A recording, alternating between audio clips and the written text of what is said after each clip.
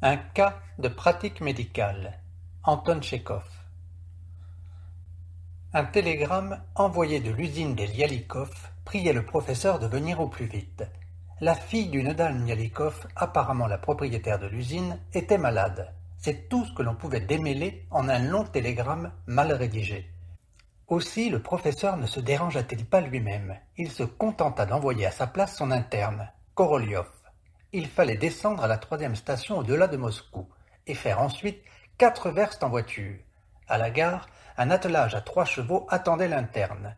Le cocher avait un chapeau à plumes de paon et répondait d'une voix vibrante à toutes les questions comme un soldat. « Pas du tout » ou « Exactement ça ». C'était le samedi soir. Le soleil se couchait. De l'usine à la gare venaient des foules d'ouvriers qui saluaient la voiture amenant l'interne. La tombée du jour, les demeures seigneuriales et les villas d'été, aux 2 côtés de la route, les bouleaux et la calme impression qui se dégageait alentour, alors que maintenant, à cette veille de repos, les champs, les bois et le soleil s'apprêtaient, semblait-il, à chômer et peut-être même à prier en même temps que les ouvriers, tout cela ravissait Korolyov. Né et élevé à Moscou, l'interne ne connaissait pas la campagne et ne s'était jamais intéressé aux usines. Il n'en avait jamais visité aucune. Mais après ce qu'il avait lu à ce sujet, il lui était arrivé de se trouver chez des industriels et de causer avec eux.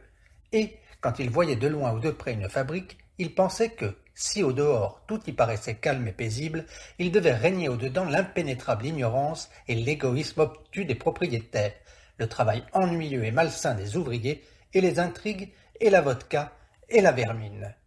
Et maintenant, tandis que les ouvriers s'écartaient de la calèche avec respect et crainte, ils lisaient à leur figure, à leur casquette, à leur démarche, la malpropreté, l'ivrognerie, l'énervement, l'ahurissement dans lequel ils vivaient. On entra par le grand portail de l'usine. De chaque côté apparurent de petites maisons ouvrières, des figures de femmes, du linge et des couvertures sur les avant-portes. Le cocher, sans retenir ses chevaux, criait « Attention !»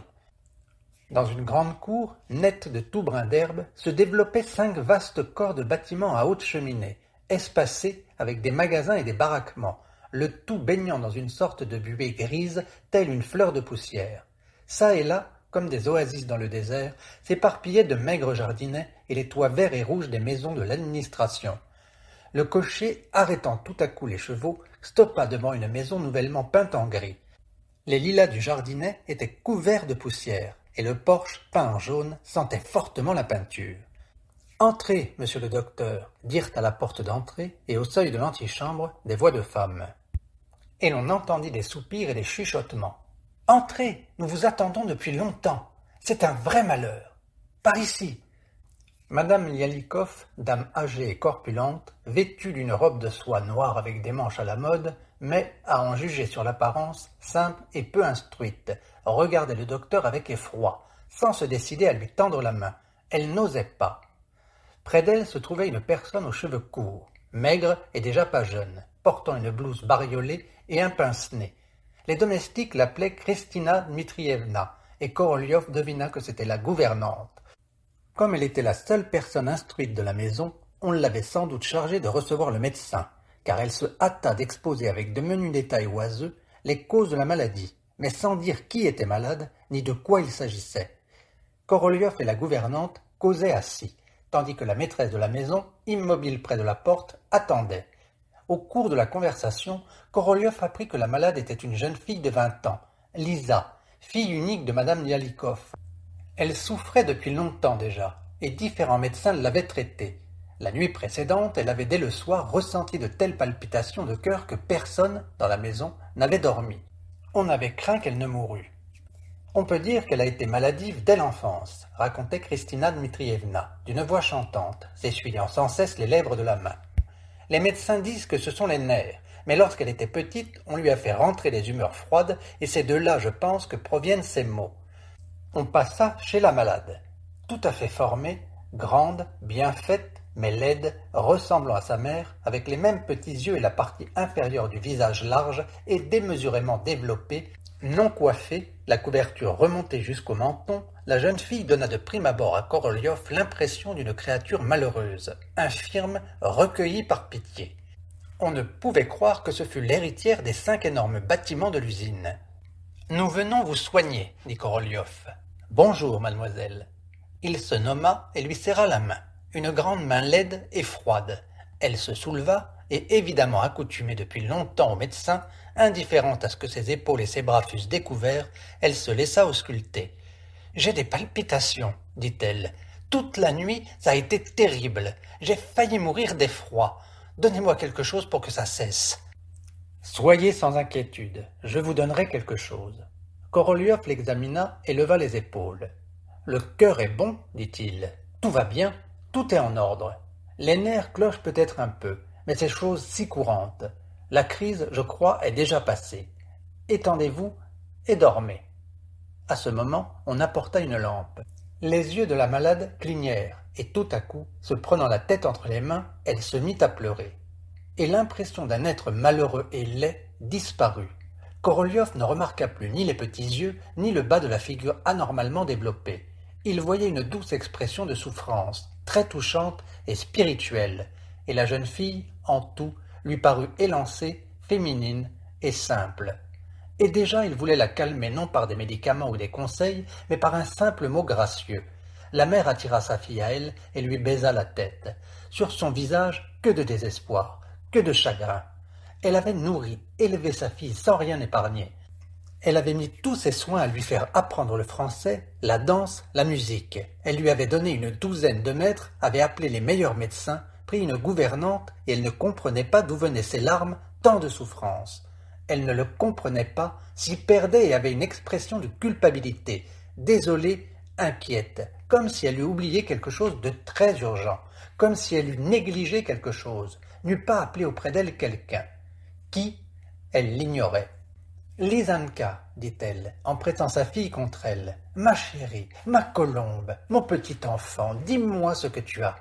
Aie pitié de moi, dis-le. » Toutes les deux pleuraient amèrement. Korolyov, s'asseyant au bord du lit, prit Lisa par la main. « Cessez, lui dit-il d'un ton de caresse. Y a-t-il là de quoi pleurer? Rien au monde n'est digne de ces larmes. Allons, ne pleurons plus, il ne le faut pas. » Et il pensa. Il serait temps de la marier. Le médecin de l'usine lui donnait du bromure, dit la gouvernante, mais j'ai remarqué que cela ne lui faisait que du mal. À mon sens, ce qu'il faut pour le cœur, ce sont des gouttes. J'en oublie le nom. Du muguet, quoi. Et elle recommença à donner des détails variés. Elle interrompait Korolyov, l'empêchait de parler, et sur son visage se lisait le tourment, comme si elle pensait qu'étant la femme la plus instruite de la maison, elle dût parler sans interruption avec le docteur, et parler absolument de médecine. Korolyov en était gêné. « Je ne trouve rien de particulier, dit-il à la mère en sortant de la chambre. Puisque le médecin de l'usine a soigné votre fille, qu'il continue. Le traitement suivi jusqu'ici a été bon. Je ne vois pas la nécessité de rien changer. À quel propos? C'est une maladie tout ordinaire. Il n'y a rien de sérieux. » Il parla sans se presser, en mettant ses gants, et madame Yalikov, immobile, le regardait, les larmes aux yeux. « Il reste une demi-heure jusqu'au train de 10 heures, dit-il. J'espère pouvoir le prendre. » « Ne pourriez-vous pas rester ?» demanda la mère, et les larmes coulèrent à nouveau sur ses joues. « Je me fais scrupule de vous déranger, mais au nom de Dieu, reprit-elle à mi-voix en se retournant vers la porte, ayez la bonté de le faire. Je n'ai que cet enfant. Elle nous a effrayés la nuit dernière. Je ne peux en revenir. Au nom du ciel, ne partez pas. » Il voulut dire qu'il avait à Moscou beaucoup de travail, que sa famille l'attendait, qu'il lui était difficile de passer sans urgence toute une soirée et toute une nuit hors de son hôpital. Mais il la regarda, soupira et se mit silencieusement à se déganter. On alluma pour lui toutes les bougies et toutes les lampes de la salle et du salon. Assis près du piano à queue, Korolyov feuilleta la musique, puis regarda les tableaux et les portraits. Les tableaux, dans des bordures dorées, offraient des vues de Crimée, une mer houleuse avec un petit bateau, un moine catholique tenant un verre de liqueur, le tout sec, léché, sans talent. Dans les portraits, aucune figure belle, intéressante, de larges pommettes, des yeux étonnés. Lialikov, le père de Lisa, avait le front bas et une face satisfaite. Un uniforme sur son grand corps commun formait sac. Sur sa poitrine s'étalait une médaille et l'insigne de la Croix-Rouge. Maigre culture, luxe d'occasion, sans raison, sans à-propos, comme cet uniforme. Le luisant des parquets irrite, le lustre aussi. Et l'on songe, on ne sait pourquoi, à l'histoire de ce marchand qui allait au bain en gardant au cou sa médaille honorifique. Dans l'antichambre, des voix chuchotaient tandis que quelqu'un ronflait doucement. Et soudain, dans la cour, retentirent des sons aigus, saccadés, métalliques, que jamais Korolev n'avait entendus, et qu'il ne s'expliqua pas. Ils résonnèrent dans son âme d'une façon désagréable et étrange. « Il me semble que je ne resterai ici pour rien au monde, pensa-t-il, et il se remit à feuilleter la musique. La gouvernante entra, l'appela à mi-voix. « Docteur, veuillez venir souper. » Korolev la suivit. La table longue était chargée de hors-d'œuvre et de vin, mais il n'y eut au souper que 2 personnes, lui et Kristina Dmitrievna. Elle buvait du madère, mangeait vite et parlait en le regardant à travers son lorgnon. « Les ouvriers, disait-elle, sont très satisfaits de nous. Chaque hiver, on donne à l'usine des spectacles où ils jouent eux-mêmes. Naturellement, il y a aussi des conférences avec projection, une magnifique salle de thé, et que n'y a-t-il pas? Ils nous sont très dévoués. Et lorsqu'ils ont su que Lizanka allait plus mal, ils ont fait dire une prière. Bien que peu instruits, eux aussi ont du sentiment. Il semble, demanda Korolev, qu'il n'y ait chez vous aucun homme. Aucun. Piotr Nikanoritch est mort il y a 1 an et demi, et nous sommes restés seuls. Nous vivons ainsi toutes 3, en été ici et l'hiver à Moscou. Il y a déjà 11 ans que je suis dans la maison. J'y suis comme chez moi. On servit du sterlet, des croquettes de poulet et une compote. Les vins coûtaient cher, c'étaient des vins de France. « Docteur, je vous en prie, pas de cérémonie, mangez !» disait Kristina Dmitrievna, en mangeant elle-même et s'essuyant la bouche avec son petit poing. On voyait qu'elle se passait toutes ses aises. « Mangez, je vous en prie !» Après souper, on conduisit l'interne dans une chambre où on lui avait préparé un lit, mais il n'avait pas envie de dormir. La chambre était très chaude et sentait la peinture. Il mit son pardessus et sortit. Dehors, il faisait frais. L'aube s'annonçait déjà, et dans l'air humide se dessinaient les 5 corps de bâtiments avec leurs cheminées, les baraquements et les magasins. En raison du dimanche, on ne travaillait pas. Les fenêtres étaient noires, et dans un des bâtiments seulement, où un four chauffait encore, 2 fenêtres étaient comme incendiées. De la cheminée, parfois du feu sortait avec la fumée. Au loin, par-delà la cour, des grenouilles croassaient, un rossignol chantait. En regardant les bâtiments de l'usine et les baraquements ouvriers, Korolev revint à ses idées accoutumées. Qu'il eût été institué des spectacles pour les ouvriers, des projections, des médecins attitrés, toutes sortes d'améliorations, les ouvriers qu'il avait rencontrés le soir sur la route ne différaient pourtant en rien de ceux qu'il avait vus dans son enfance, alors qu'il n'y avait encore pour eux ni spectacle ni amélioration.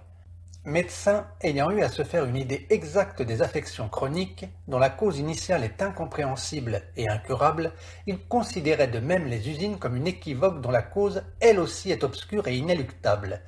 Toutes les améliorations du sort des ouvriers d'usine, il ne les trouvait pas superflues, mais il les comparait au traitement des maladies incurables. Il y a certainement là une équivoque, pensait-il en regardant les fenêtres empourprées. 1500 à 2000 ouvriers travaillent sans repos, dans un milieu malsain, pour fabriquer de la mauvaise indienne. Ils vivent à demi affamés, ne se délivrant de leurs cauchemars que de temps à autre, au cabaret. Une centaine de gens surveillent leur travail, et la vie de ces contremaîtres se passe à marquer des amendes, à proférer des injures et à commettre des injustices. Et 2 ou 3 personnes seulement, appelées patrons, profitent des bénéfices, bien qu'elles ne travaillent pas du tout et dédaignent la mauvaise indienne. Mais quels sont ces bénéfices et comment en profitent ces personnes? Madame Lialikov et sa fille sont malheureuses, elles font peine à voir. Seule une Kristina Dmitrievna, vieille fille bête, à lorgnon, vit à son gré. Et il se fait que ces 5 bâtiments d'usine travaillent et que l'on vend sur les marchés d'Orient de la mauvaise indienne, uniquement pour qu'une Kristina Dmitrievna puisse manger du sterlet et boire du madère. Soudain se répétèrent les sons étranges que Korolev avait remarqués avant le souper. Près d'un des bâtiments, quelqu'un frappait sur une plaque métallique dont il amortissait tout de suite la résonance, en sorte qu'il en résultait des sons brefs, aigres, mal définis, ressemblant à « tin, tin, tin ». Puis il s'établissait une demi-minute de silence, et, près de l'autre bâtiment, reprenait des sons aussi saccadés, mais plus bas, graves. « Dun, dun, dun ». Cela se répéta 11 fois. C'étaient évidemment les gardiens qui sonnaient 11 heures. Auprès du 3e bâtiment, on entendit « tchac, tchac, tchac » et ainsi devant chacun des bâtiments, et ensuite derrière les baraquements et les portes. et il semblait que dans le calme de la nuit, ces sons fussent poussés par un monstre aux yeux pourpres, le diable lui-même, qui était ici le maître et des patrons et des ouvriers, et qui trompait les uns et les autres. Korolyov sortit dans les champs. « Qui va là » lui cria-t-on d'une voix grossière. Tout à fait comme dans une prison, pensa-t-il, et il ne répondit rien. Dehors, on entendait mieux les rossignols et les grenouilles. On sentait la nuit de mai. De la gare arrivaient des bruits de train. Quelque part chantaient des coqs somnolents, mais pourtant la nuit était calme. La nature dormait paisiblement. Dans le champ, non loin de l'usine, se dressait la carcasse d'une maison en rondin, et à côté se trouvaient des matériaux de construction. Korolyov s'assit sur des planches et continua à penser. Seule vit ici à son gré la gouvernante, et la fabrique travaille pour la satisfaire, mais ce n'est là qu'apparence, elle est ici un personnage supposé. Le patron pour lequel tout se fait ici, c'est le diable. Et il pensait au diable auquel il ne croyait pas, et il se retournait vers les deux fenêtres que le feu éclairait. Et il lui semblait que par ses yeux pourpres le démon lui-même le regardait. Bref, la force inconnue qui a établi les relations entre les forts et les faibles, cette grossière erreur que rien maintenant ne peut racheter. Il faut que le fort empêche le faible de vivre, telle est la loi de la nature. Mais cela n'est compréhensible et n'entre aisément dans l'esprit que dans la clarté d'un article de journal ou d'un manuel. Dans le grouillement de la vie quotidienne et dans l'embrouillement de tous les riens dont sont ici les relations humaines, cela ne paraît plus une loi. C'est une absurdité logique dans laquelle le fort et le faible tombent victimes de leur rapport mutuel et se soumettent involontairement à une force conductrice inconnue qui réside hors de la vie et est étrangère à l'homme. Ainsi pensait Korolyov, assis sur les planches, envahi peu à peu par l'impression que cette force inconnue et mystérieuse était réellement près de lui et le regardait. Entre-temps, l'Orient pâlissait, les minutes se précipitaient, les 5 bâtiments de l'usine et les cheminées avaient sur le fond gris de l'aube, alors qu'il n'y avait pas âme qui vive et que tout semblait mort, les bâtiments et leurs cheminées avaient un aspect spécial, différent de celui du jour. On oubliait tout à fait qu'il y eût là-dedans des moteurs à vapeur, de l'électricité, des téléphones. On songeait plutôt aux habitations lacustres et à l'âge de la pierre. On sentait la présence d'une force grossière, inconsciente. Et de nouveau on entendit « ding, ding, ding, ding » 12 fois, puis le silence une demi-minute, et à l'autre bout de la cour on entendit « ding, ding, ding ». C'est atrocement désagréable, pensa Korolyov. En un troisième endroit, il entendit « tchac, tchac, tchac ». Le bruit était saccadé, aigre, littéralement comme ennuyé. « Tchac, tchac ». Pour sonner minuit, il fallut 4 minutes. Puis tout fut silence, et à nouveau l'impression que tout était mort alentour. Korolyov, après être encore resté un peu assis, revint à la maison. Mais de longtemps encore il ne se coucha pas. On bavardait dans les chambres voisines. On entendait des bruits de pantoufles et de pieds nus. N'a-t-elle pas encore une crise ? Pensa l'interne. Il sortit pour aller voir la malade. Dans l'appartement, il faisait déjà tout à fait clair. Au mur de la salle tremblait un faible rayon de soleil, filant à travers la buée matinale. La petite chambre était ouverte et Lisa se trouvait assise dans un fauteuil près de son lit, en robe de chambre, entourée d'un châle, les cheveux épars. Les stores des fenêtres étaient baissés. « Comment vous sentez-vous » lui demanda Korolyov. « Je vous remercie. » Il lui tâta le pouls et lui arrangea ses cheveux qui tombaient sur son front. « Vous ne dormez pas, dit-il. Il fait beau, c'est le printemps. Dehors, les rossignols chantent, et vous restez assise dans l'obscurité à penser à on ne sait quoi. » Elle l'écoutait et le regardait. Elle avait des yeux tristes, intelligents, et l'on voyait qu'elle voulait dire quelque chose. « Cela vous arrive-t-il souvent » demanda-t-il. Elle remua les lèvres et répondit. « Souvent. Presque chaque nuit je suis mal à l'aise. » À ce moment-là, les gardiens dans la cour commencèrent à sonner 2 heures. On entendit « téan, téan, téan » et elle tressaillit. « Ces sons vous incommodent » lui demanda-t-il. « Je ne sais pas, répondit-elle en réfléchissant. Ici, tout m'incommode, tout me dérange. Je sens de la compassion dans votre voix. Dès la première minute, il m'a semblé, je ne sais pourquoi, qu'avec vous on pouvait parler de tout. Parlez, je vous en prie. Je veux vous dire mon avis.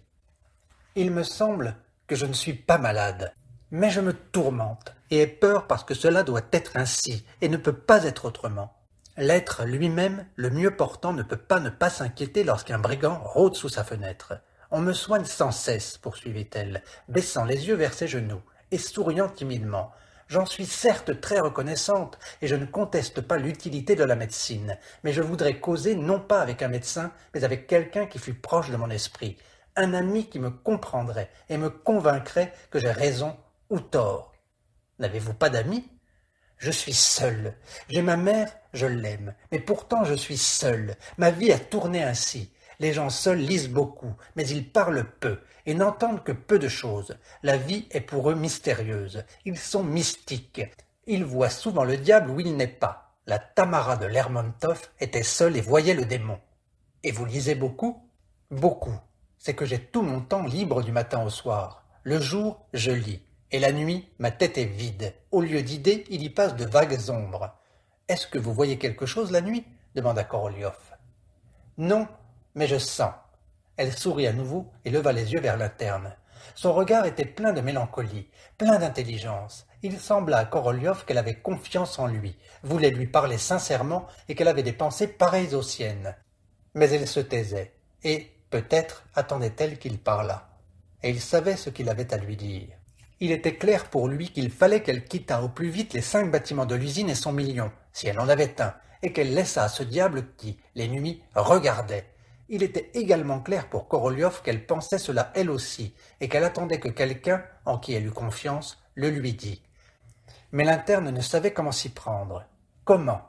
Il est gênant de demander aux condamnés pourquoi ils le sont. De même, il est gênant de demander aux gens très riches pourquoi ils ont besoin de tant d'argent. Pourquoi ils font un si mauvais usage de leur richesse, et pourquoi ils ne la quittent pas, lors même qu'ils y voient le malheur. Et si l'on commence à parler de cela, la conversation est d'habitude gênée et longue. Comment le dire, songeait Korolyov, et le faut-il? Et il dit ce qu'il voulait, non pas tout droit, mais par un chemin détourné. Vous êtes mécontente de votre situation de propriétaire d'usine et de riche héritière. Vous ne croyez pas à vos droits et vous ne dormez pas. C'est assurément mieux que si vous étiez satisfaite et dormiez profondément en pensant que tout va bien. Votre insomnie est respectable, et, quoi qu'il en soit, c'est un bon signe. En vérité, avec vos parents, une conversation telle que celle que nous avons maintenant serait impossible. La nuit, ils ne conversaient pas, sommeillaient profondément, tandis que nous, ceux de notre génération, nous dormons mal, nous languissons, nous parlons beaucoup, et nous pesons sans cesse si nous avons ou si nous n'avons pas raison. Pour nos enfants et nos petits-enfants, cette question-là sera déjà résolue. Ils verront plus clair que nous. Dans une 50aine d'années, la vie sera belle. Il est dommage que nous ne puissions pas vivre jusque-là. C'eût été intéressant à voir. « Que feront donc nos enfants et nos petits-enfants » demanda Lisa. « Je l'ignore. Ils abandonneront probablement tout et partiront. Où iront-ils? Où? Mais où ils voudront, dit Korolyov en riant. Est-il peu d'endroits où puisse aller un homme bon et intelligent? Il regarda sa montre. « Voilà déjà le soleil levé, dit-il. Il est temps que vous dormiez. Déshabillez-vous et reposez à l'aise. Je suis très heureux d'avoir fait votre connaissance, dit-il en lui serrant la main. Vous êtes intéressante et sympathique. Bonne nuit. » Il rentra dans sa chambre et se coucha. Le lendemain matin, lorsqu'on avança la voiture, tout le monde vint accompagner l'interne, au pas de la porte. Lisa, en robe blanche, comme pour un jour de fête, avait une fleur dans les cheveux. Pâle, languissante, elle regardait Korolyov, comme le soir, d'un air triste et intelligent. Elle souriait et parlait avec toujours la même expression de vouloir lui dire quelque chose de particulier, de grave, et qui fût pour lui seul. On entendait les alouettes chanter, les cloches carillonner, les fenêtres de l'usine brillaient gaiement. Et en traversant la cour, tandis qu'on le conduisait à la gare, Korolyov ne pensait plus aux ouvriers, ni aux habitations lacustres, ni au diable. Il pensait au temps, déjà proche peut-être, où la vie serait aussi lumineuse et gaie que ce calme matin de dimanche. Il pensait comme il était agréable, en une semblable matinée de printemps, de rouler dans une bonne voiture, attelée de 3 chevaux, et de se chauffer au soleil.